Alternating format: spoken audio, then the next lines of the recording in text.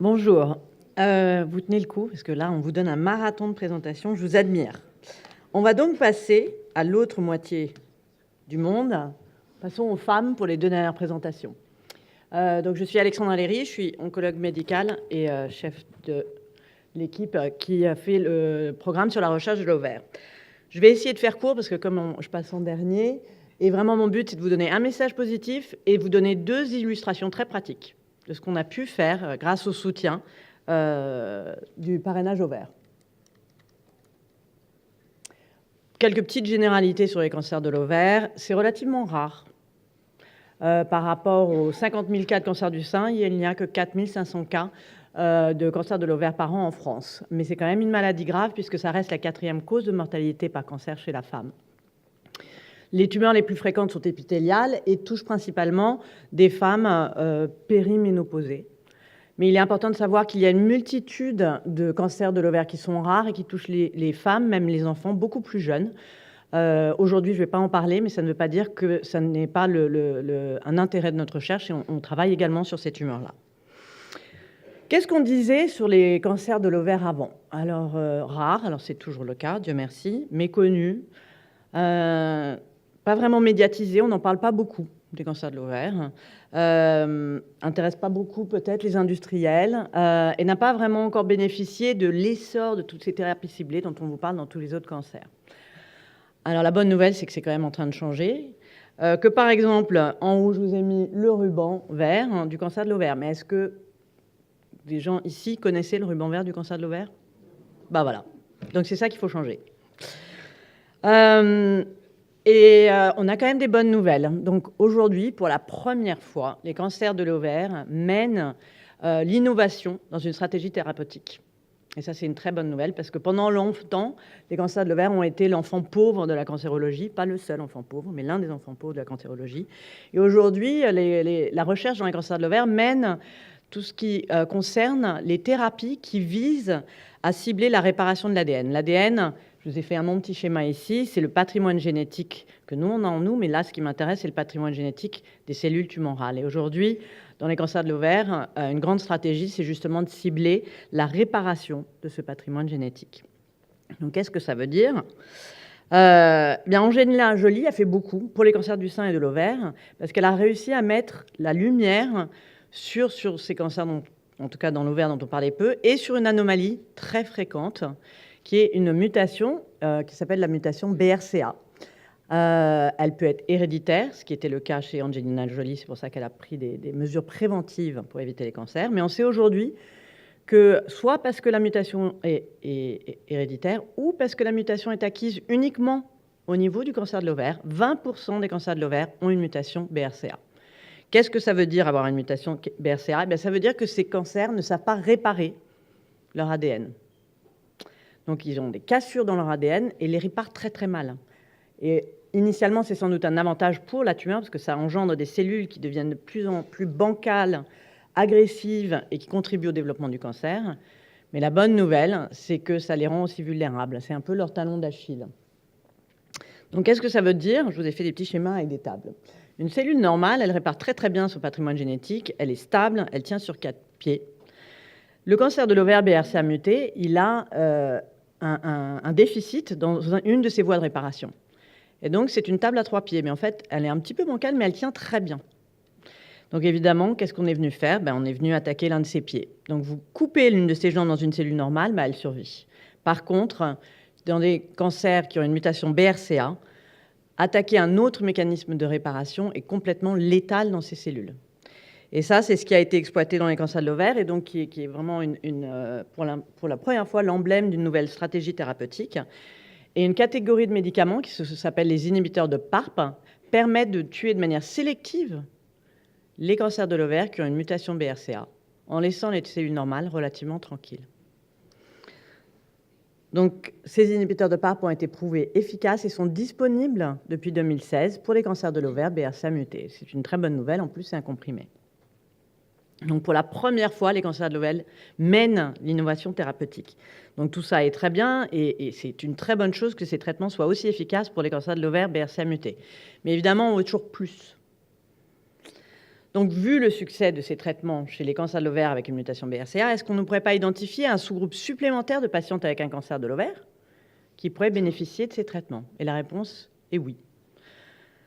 Donc 20% ont une mutation BRCA, mais on sait aujourd'hui qu'à peu près la moitié des cancers de l'ovaire ont des problèmes avec la réparation de leur ADN.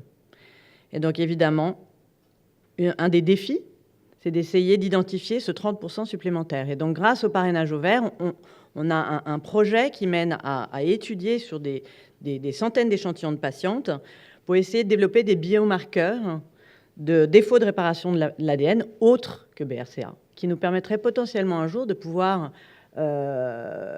sélectionner un sous-groupe supplémentaire de patientes avec un cancer de l'ovaire qui pourraient bénéficier des inhibiteurs de PARP. Donc le parrainage ovaire nous a permis ce premier projet qui illustre très bien l'interaction, comme tous mes collègues vous ont montré jusqu'à présent, entre l'hôpital, la clinique, les patients et la recherche, le labo et les cellules. Donc pour vous illustrer ici, dans le cas de biomarqueurs de réponse aux inhibiteurs de PARP, on commence avec des échantillons de tumeurs de patientes qui sont traitées à l'Institut. La plupart d'entre elles vont avoir des analyses assez poussées sur leurs tumeurs. Ici, ça nous permet de générer des hypothèses pour des biomarqueurs candidats. Et ensuite, on fait un petit peu ce que mes collègues vous ont aussi montré, c'est qu'on va aller créer des petits modèles de tumeurs qui ont le biomarqueur ou pas, de les traiter avec des inhibiteurs de PARP pour essayer de valider ces biomarqueurs prédictifs. Et ensuite, on retourne à la clinique et on va valider ces biomarqueurs dans des gros essais cliniques de patientes qui sont traitées par inhibiteurs de PARP. Donc ça, c'est le premier projet. Le deuxième projet, c'est les immunothérapies pour les cancers de l'ovaire. Alors nous, on est un peu à la traîne. Les immunothérapies, on a fait quelques études, mais vraiment dans la maladie avancée, on comprend assez mal quel est le rôle des immunothérapies dans les cancers de l'ovaire.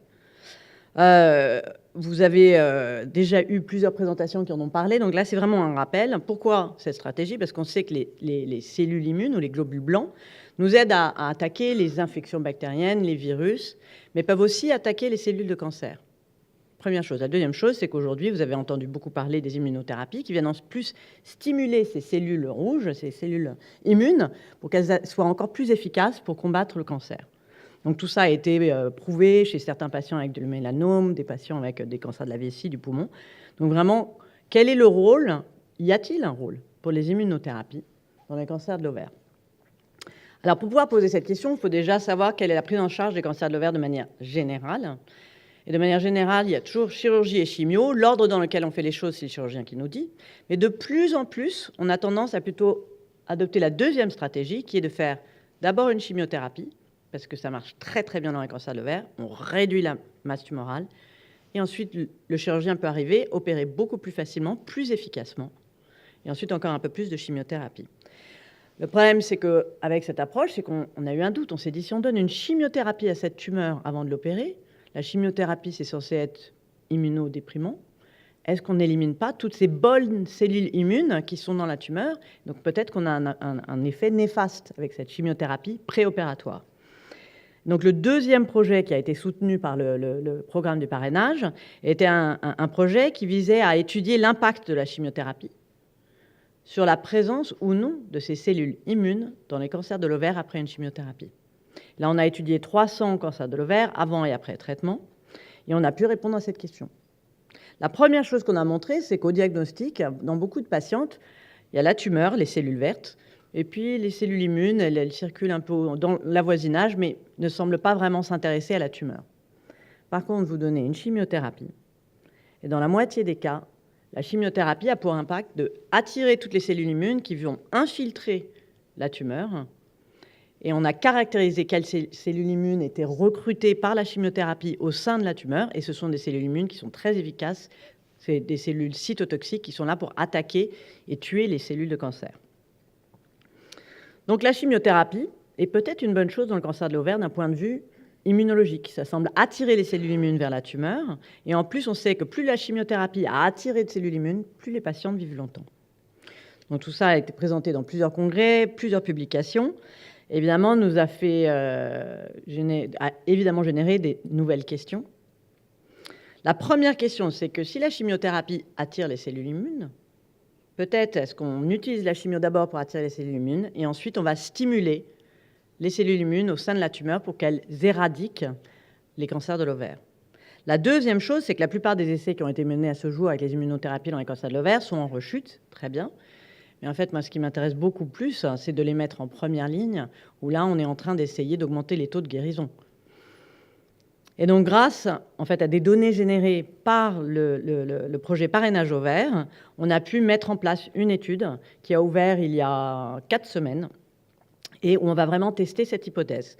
Ou des patientes avec un cancer de l'ovaire qui n'est pas opérable d'emblée, chez qui on a programmé une chimiothérapie.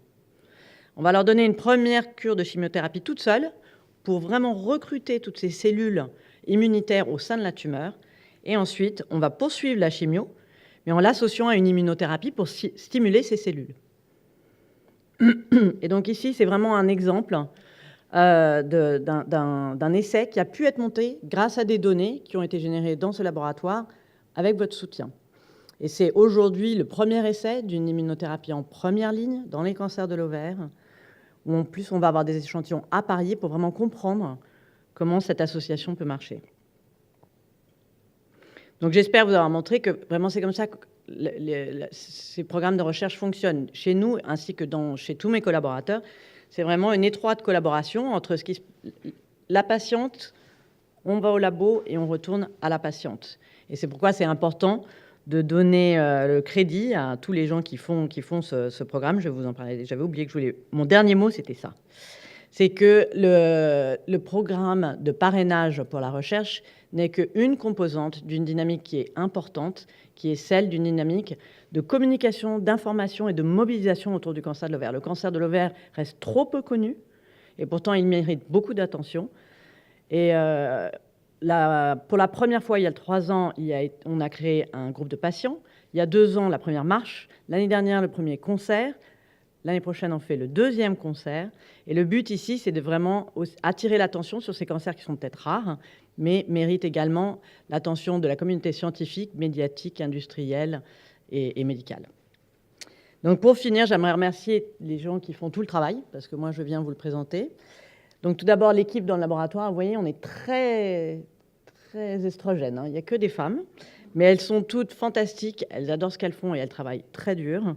Et l'autre chose qui est importante, c'est que tous les projets qu'on fait sont quand même basés sur des échantillons tumoraux.